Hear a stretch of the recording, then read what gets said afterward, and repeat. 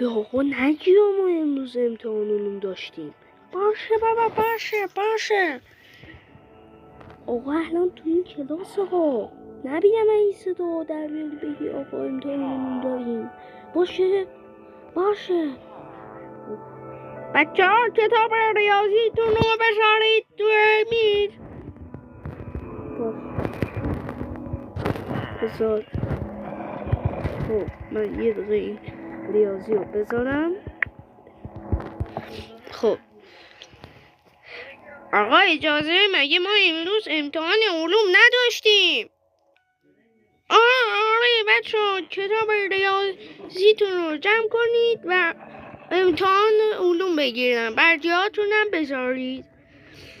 محمد ریدم دهنت. فقط من تو رو تو زنگ تفریح یا زنگ آخر بگیرمت حالتو میگیرم.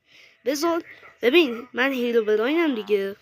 یه جور میگیرم، یه رد و برقی میزنم، شمشیر نگرایتی میارم، همین گردن تو میزنم. فهمیدی محمد؟